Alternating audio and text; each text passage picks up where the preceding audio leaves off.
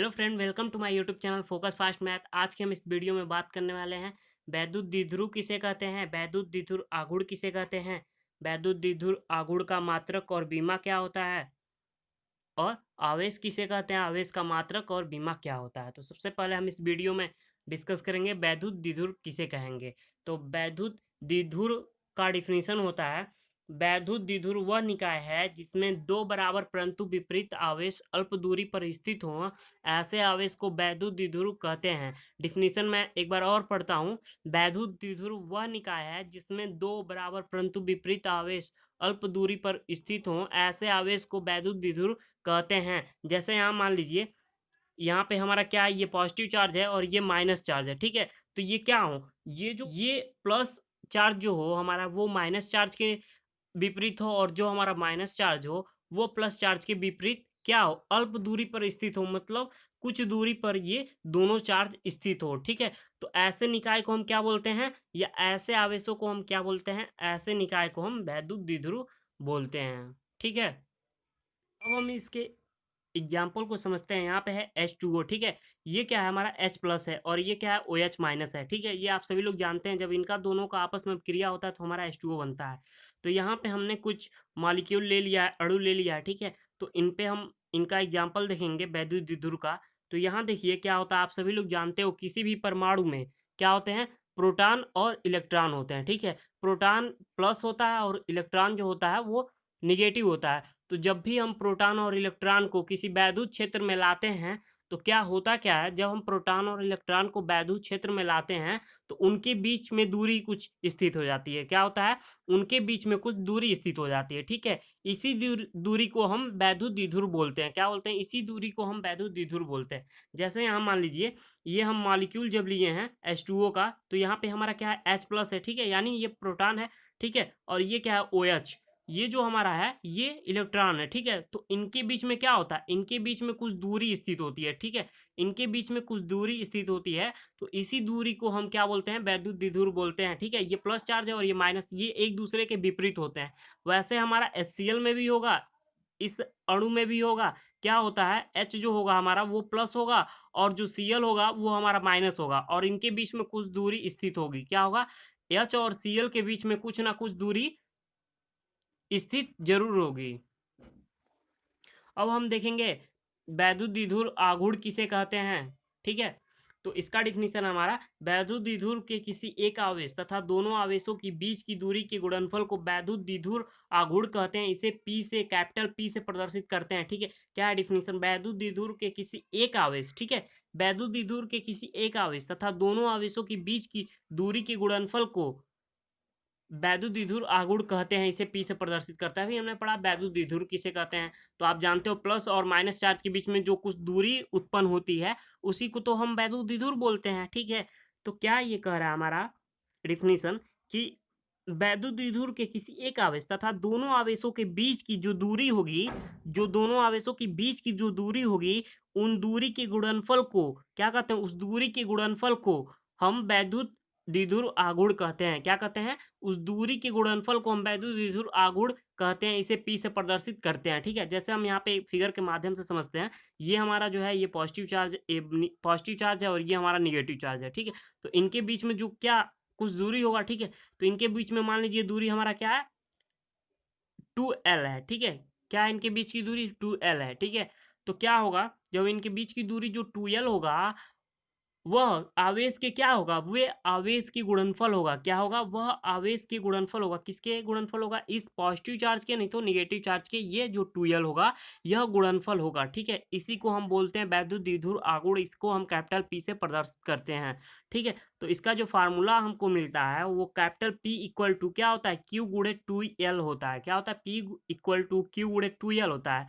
Where, जहां Q क्या हमारा चार्ज है, ठीक है, और 2L क्या है हमारा, जो ये 2L है हमारा वो प्लस चार्ज और माइनस चार्ज की जो बीच की दूरी है, ठीक है, उसको हम क्या माने हैं, 2L मान लेते हैं। क्या मान लेते हैं, 2L मान लेते हैं, ठीक है। तो आप ये समझ गए हैं कौन क्वांटिटी हमारा क्या है। अब हम बात करेंगे इसके मात्रक और बीमा के बारे में, ठीक है। तो आप सभी लोग जानते हो मात्रक और बीमा कैसे निकालते हैं हम, तो हमने अपने पिछले वीडियो में भी बहुत सारे क्वांटिटी के मात्रक और बीमा निकाला है। तो जब भी हम किसी क्वांटिटी के मात्रक और बीमा निकालते हैं तो हम करते क्या है, उसका जो फार्मूला होता है उससे हम मात्रक और बीमा एक्सपेंड कर लेते हैं।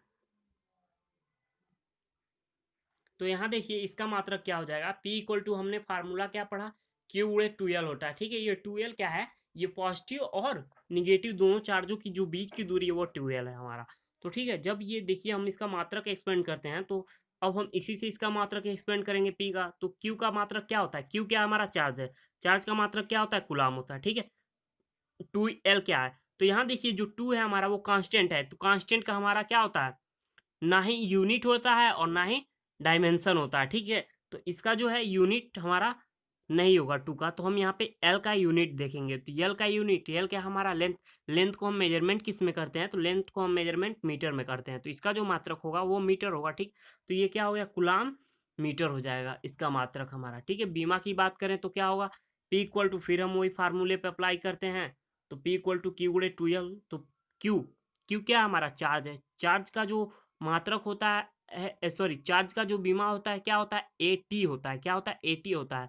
और फिर यहाँ पे 2 है, 2 कांस्टेंट, 2 को हम नेग्लेक्ट कर देते हैं। एल, एल का बीमा क्या होता है, लेंथ का बीमा क्या होता है, एल ही होता है। क्या होता है, कैपिटल एल होता है। ठीक है, जब हम इनको आपस में तीनों को कंबाइन कर देते हैं तो जो हमारा न्यू बीमा बनता है वो क्या होता है, ATL। क्या होता है, ATL, ये वैद्युत द्विध्रुव आघूर्ण का बीमा होता है। ठीक है, तो देखिए वैद्युत आवेश किसे कहते हैं, हम अपने आने वाले वीडियो यानी अगले वीडियो में हम एक ऐसा टॉपिक लेकर आएंगे जिसमें हम इलेक्ट्रिक चार्ज पे ही डिस्कस करेंगे। ठीक है, ये जो पॉइंट है ये हमारा एक बहुत बड़ा पॉइंट है। ठीक है, ये बहुत महत्वपूर्ण पॉइंट है। अगर आप इलेक्ट्रिकल फिजिक्स पढ़ते हो, ठीक है ना, तो क्या होता है आपको जो है चार्ज के बारे में जानकारी पूरा लेना आवश्यक है। ठीक है, क्योंकि जो ये हमारा फिजिक्स है वो पूरा चार्ज पे ही डिपेंड करता है। क्या करता है, चार्ज पे ही डिपेंड करता है। तो हम नेक्स्ट वीडियो में ये पूरा प्रयास करेंगे कि हम एक ऐसा कंटेंट लेकर आए जो हमारा क्या हो, इलेक्ट्रिकल चार्ज पे हो। तो चलिए अब हम आगे देखते हैं इलेक्ट्रिकल चार्ज की डिफिनीशन क्या होती है। यहाँ देखिए डिफिनीशन हमने लिखा है, किसी चालक में धारा और समय के गुणनफल को वैद्युत आवेश कहते हैं। क्या होता है, किसी चालक में धारा और समय के गुणनफल को वैद्युत आवेश कहते हैं। इसे क्यू से प्रदर्शित करते हैं। इसको हम कैपिटल क्यू से भी प्रदर्शित करते हैं और स्मॉल क्यू से भी प्रदर्शित करते हैं। ठीक है, डिफिनीशन और हम चार्ज का देखें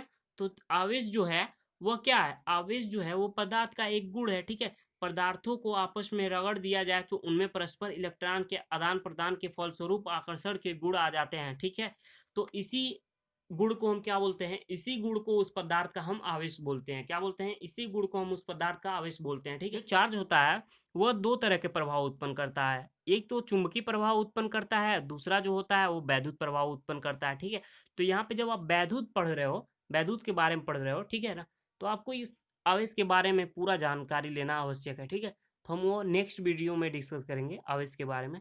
तो ये क्या करता है, ये चुंबकीय प्रभाव भी उत्पन्न करता है और क्या करता है, इलेक्ट्रिकल प्रभाव भी उत्पन्न करता है। ठीक है, तो अब हम देखते हैं चुंबकीय प्रभाव एक कैसे उत्पन्न करता है। तो आप समझ सकते हैं चुंबकीय प्रभाव एक कैसे उत्पन्न करेगा, जब हम किसी कांच की छड़ लेते हैं, क्या करते हैं, कांच की छड़ ले लेते हैं, उसको हम किसी रेशम के कपड़े में क्या करते हैं, उसको हम रगड़ते हैं। ठीक है, उसको रगड़ने के बाद क्या होता क्या है, हम कागज लेते हैं और कागज के छोटे छोटे टुकड़े कर लेते हैं।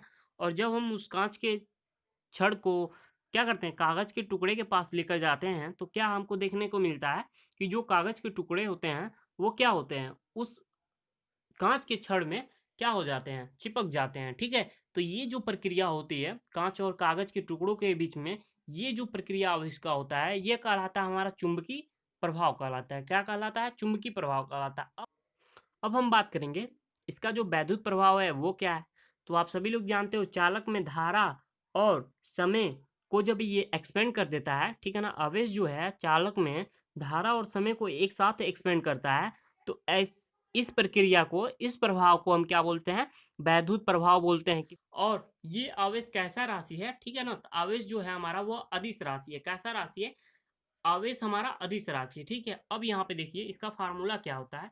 तभी हमने इसका फार्मूला आपको बताया था। इसका फार्मूला क्या होता है, आवेश इक्वल टू होता है धारा गुणे समय। ठीक है, किसी चालक में धारा और समय को जब हम एक साथ एक्सपेंड करता है तो उसको हम क्या बोलते हैं, उसको हम आवेश बोलते हैं। ठीक है, इसको हम क्यू से डिनोट करते हैं। क्यू इक्वल टू धारा को हम किससे डिनोट करते हैं, आई से। ये क्या होता है, धारा और समय के बीच में क्या हमारा गुणनफल है, तो यहाँ पे हम गुणनफल का चिन्ह लगा देते हैं और समय को किससे डिनोट करते हैं, टी से, तो स्मॉल टी से हम समय को डिनोट कर देते हैं। ठीक है, तो ये था हमारा आवेश का फर्स्ट फार्मूला। इसका एक फार्मूला और होता है, फिर हम यहाँ पे देखें तो आवेश को हम Q से डिनोट करते हैं, तो Q इक्वल टू क्या होता है, एन ई होता है। क्या होता है, एन ई होता है। एन क्या है यहाँ पे हमारा, जहां वेयर एन इक्वल टू क्या है हमारा, नंबर ऑफ इलेक्ट्रॉन है। क्या है ये, नंबर ऑफ इलेक्ट्रॉन है। ठीक है, और ई क्या है हमारा, ई जो है ये हमारा इलेक्ट्रॉन है। क्या है, ई इलेक्ट्रॉन है, और एन क्या है, ये नंबर ऑफ इलेक्ट्रॉन है। ठीक है, अब हम देखेंगे चार्ज का मात्रक एवं बीमा।